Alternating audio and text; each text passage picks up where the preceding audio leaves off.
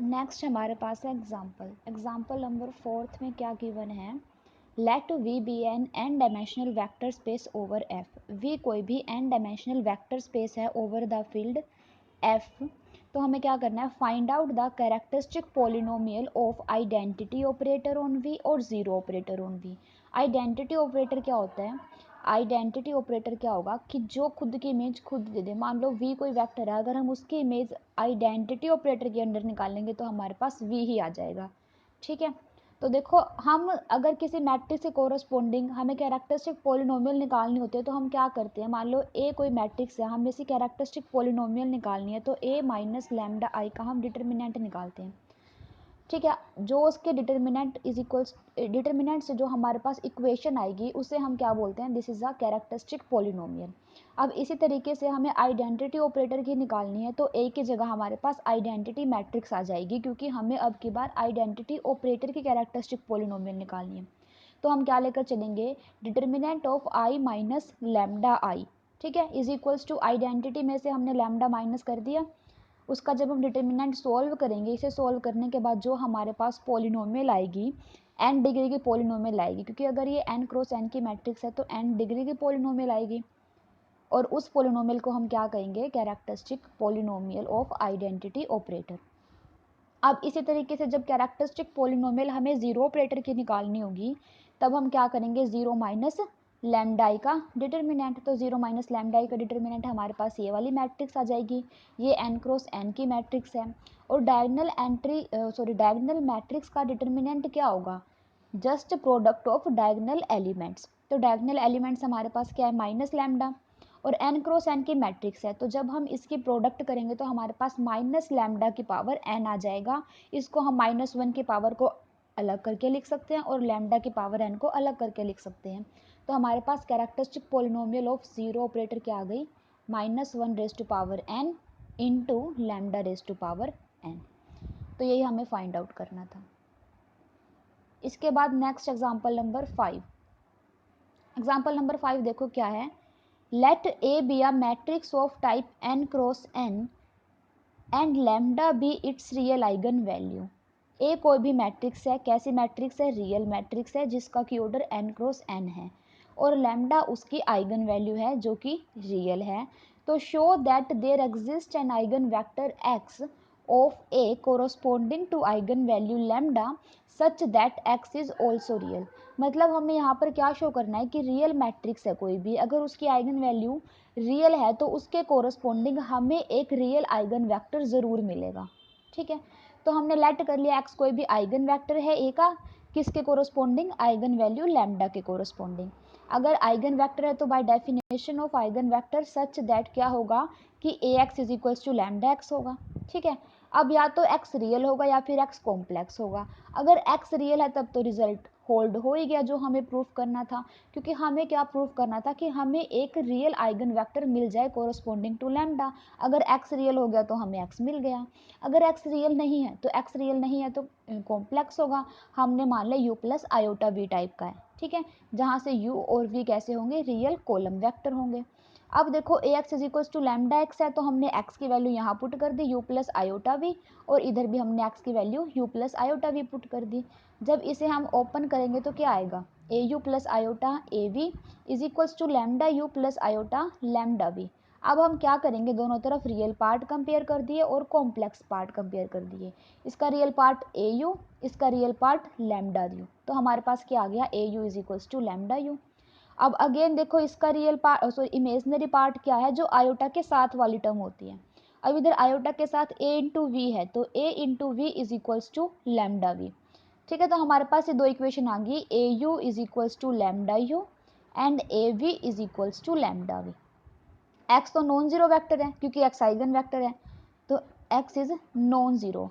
अगर x non zero है therefore either u is non zero और वी इज नॉन जीरो, क्योंकि देखो एक्स नॉन जीरो है और एक्स की वैल्यू हम क्या लेकर चले थे, यू प्लस आयोटा वी। तो इट मीन्स यू और वी दोनों एक साथ जीरो नहीं हो सकते, क्योंकि अगर यू और वी दोनों एक साथ जीरो हो गए तो इट मीन्स एक्स क्या हो जाएगा, जीरो हो जाएगा। पर एक्स कैसा है, नॉन जीरो, तो इट मीन्स या तो यू नॉन जीरो होगा या फिर वी नॉन जीरो होगा। इफ यू नॉन जीरो, अगर यू नॉन जीरो हुआ तो हमारे पास क्या आ जाएगा, A u is equals to lambda u. तो इससे क्या हो जाएगा, हमारे पास u एक ऐसा आइगन वेक्टर मिल गया कोरस्पॉन्डिंग टू लैम्डा जो कि रियल है। और अगर v नॉन जीरो हो गया तो a v is equal to lambda v, तो यहाँ से हमारे पास v एक ऐसा आइगन वेक्टर मिल गया जो कैसा है, रियल है। ठीक है, v is a real eigen vector हो जाएगा हमारे पास। ठीक है, तो दोनों केस में हमारे पास क्या मिल रहा है, एक रियल आइगन वेक्टर मिल रहा है, u लगा लो या फिर v लगा लो। ठीक है, अगर u नॉन जीरो हो गया तो u रियल आइगन वेक्टर हो जाएगा a का, और अगर v नॉन जीरो हो गया तो v रियल आइगन वेक्टर हो जाएगा a का। और हमें यही प्रूव करना था कि रियल मैट्रिक्स है और रियल आइगन वैल्यू है तो उसके कोरस्पॉन्डिंग एक रियल आइगन वेक्टर जरूर एग्जिस्ट करेगा, और यही चीज़ हमने प्रूव कर दी।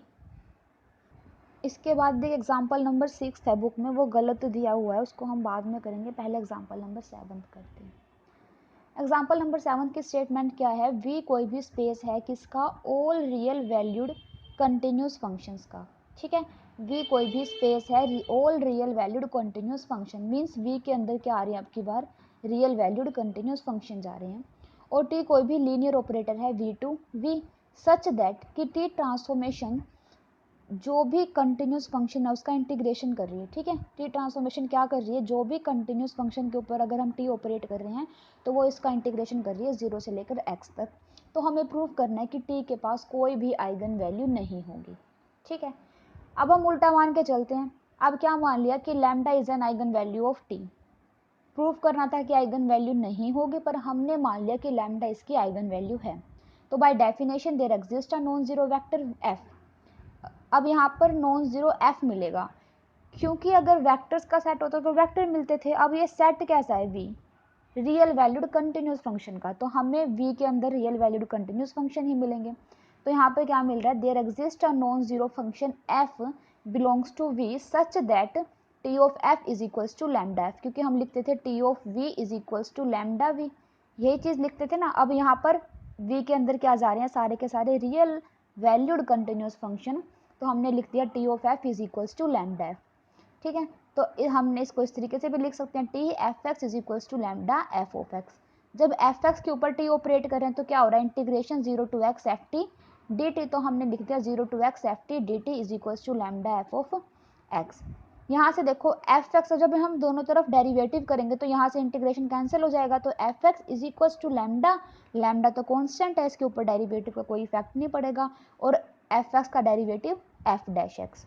अब हमने एफ एक्स को वाई मान लिया, तो एफ डैश एक्स हमारे पास क्या हो जाएगा, d y by d x. तो हमने एफ एक्स की जगह y, lambda f dash x की जगह d y by d x. ठीक है, अब हमने वेरिएबल सेपरेबल कर दिए, मतलब वाई वाले एक तरफ कर दिए और एक्स वाले और लैम्डा को एक तरफ रख लिया। अब लैम्डा तो नॉन जीरो ही रहेगा, वैसे भी लैम्डा जीरो नहीं हो सकता यहाँ से। ठीक है, क्योंकि अगर लैम्डा जीरो होगा तो वाई जीरो हो जाएगा और फंक्शन हमारे पास जीरो हो जाएगा।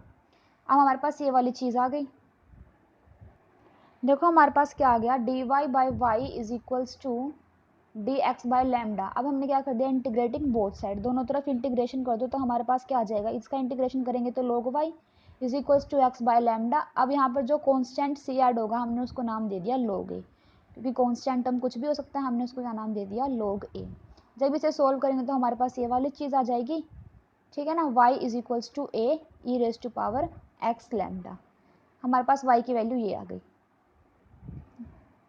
अब देखो y ऑफ जीरो, जब इसकी वैल्यू जब हम जीरो पर निकालेंगे तो हमारे पास क्या आएगा, x की जगह जीरो पुट हो जाएगा, तो y of zero is equals to a e raise to power zero बन जाएगा, e raise to power zero तो 1 होता है, तो it means y of zero की वैल्यू क्या आ गई, a।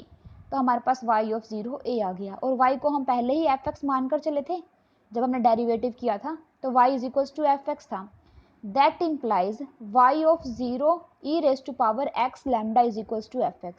ये देखो जो सेकंड कंडीशन है ना, ये सेकंड वाली इक्वेशन है। सेकंड इक्वेशन में देखो हमारे पास क्या था, सेकंड इक्वेशन हमारे पास ये थी। अब हमने इसका यूज करके और इसका यूज करके ये वाली चीज लिखी है। अब देखो ये कैसे लिखी है, लेफ्ट में हमारे पास क्या, सेकंड इक्वेशन में ए ई की power x lambda is equals to y, इस इक्वेशन को मैंने इस तरीके से लिख लिया। अब ए की वैल्यू क्या है, वाई ऑफ जीरो, ए की power x upon lambda is equals to y की जगह हमने क्या माना है, एफ ऑफ एक्स। तो यहाँ से इसका इन दोनों का यूज़ करके, इन तीनों का यूज़ करके ये वाली इक्वेशन मैंने लिख दी। ठीक है, तो हमारे पास क्या आ गया, e of 0 e raise to power x by lambda is equals to f of x। ठीक है, हमारे पास ये वाली इक्वेशन आ गई। अब इसके बाद देखो क्या किया, ये वाली चीज़ आ गई इतनी। अब इसके बाद इंटीग्रेशन कर दिया 0 टू x किसका, f of 0 e raise to power t by lambda dt। जब हम इसका इंटीग्रेशन करेंगे दोनों तरफ, हमने क्या कर दिया, दोनों तरफ इंटीग्रेशन कर दिया, और y को तो हम y ऑफ x को f ऑफ x लेकर चले ही थे, तो हमने y ऑफ इसकी जगह y ऑफ 0 की वैल्यू क्या होगी, f ऑफ 0 हो जाएगी। तो इस y ऑफ 0 की जगह हमने क्या रख दिया, f of 0 e raise to power x की जगह हमने t क्यों कर दिया, क्योंकि x लिमिट में चला गया, तो इस वजह से हमने अंदर वेरिएबल को चेंज करके t पुट कर दिया। तो 0 to x f of 0 e raise to power t by lambda dt, ये वाली चीज़ आ गई यहाँ से। ठीक है, विच इज इक्वल्स टू, अगर हमने लेफ्ट में इंटीग्रेशन किया 0 टू x तो राइट में भी इंटीग्रेशन कर दिया 0 to x f of t dt। देखो x अगर हमारे पास लिमिट में आ रहा है तो हम अंदर का जो वेरिएबल x है वो यूज़ नहीं कर सकते, तो हमने इस x को t के अंदर कन्वर्ट कर दिया। ठीक है, तो हमारे पास जब हमने इस इक्वेशन का दोनों तरफ इंटीग्रेशन किया 0 टू x तो हमारे पास इक्वेशन ये आ गई। ठीक है, तो हमारे पास ये वाली चीज़ आ गई थी, हमने क्या किया था, इसके दोनों तरफ इंटीग्रेशन कर दिया तो हमारे पास ये इक्वेशन आ गई थी। अब लेफ्ट साइड में तो सिंपली क्या करना है, जस्ट इंटीग्रेशन करना है इस टर्म का। ठीक है, जब हम इसका इंटीग्रेशन करेंगे तो हमारे पास लेफ्ट साइड तो यही वाली चीज़ आ जाएगी। अब बात आ रही है राइट हैंड साइड की। ठीक है, अब इससे हमने ये वाली चीज़ कैसे लिखी, देखो 0 to x f of t dt को हम इक्वेशन नंबर फर्स्ट में क्या लेट करके आए थे, लैम्डा f ऑफ x। ठीक है, ये हमने इक्वेशन नंबर फर्स्ट में लेट किया था कि 0 to x integration f of t dt is equals to lambda f of x। ठीक है, इक्वेशन नंबर फर्स्ट से आ गया। अब fx की वैल्यू हमने y मान रखी है, तो इसको हम क्या लिख सकते हैं, लैम्डा इंटू वाई, और y की वैल्यू हमारे पास क्या है, a e raise to power x by lambda. तो लैम्डा एज इट इज़ हमने y की वैल्यू यहाँ से उठा के ये पुट कर दी a e की पावर x बाई लैम्डा। और देखो a की जगह हम y ऑफ 0 पुट कर सकते हैं, और y ऑफ 0 मतलब f ऑफ 0, क्योंकि y और f तो इक्वल थे। ठीक है, तो y ऑफ 0 की जगह हमने ये a की जगह हमने क्या पुट कर दिया, f ऑफ 0 पुट कर दिया, तो हमारे पास क्या बन गया, lambda f of 0 e raise to power x by lambda.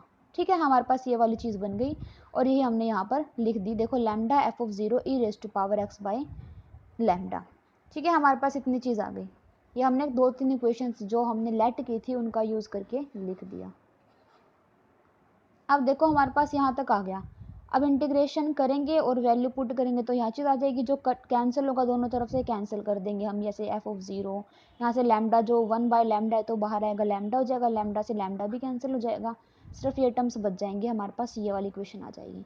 e की पावर 0 1 होता है, हमने यहाँ 1 रख दिया, तो e raise to power x by lambda से e raise to power x by lambda cancel हो जाएगा, तो क्या बचेगा हमारे पास, 0 इज इक्वल्स टू 1। बट ये तो कॉन्ट्राडिक्शन है, 0 तो कभी 1 के इक्वल हो नहीं सकता। और कॉन्ट्राडिक्शन क्यों आई, क्योंकि हम मानकर चले थे कि t के पास आइगन वैल्यू होंगी, तो it means t has no eigen values, और यही हमें प्रूफ करना था।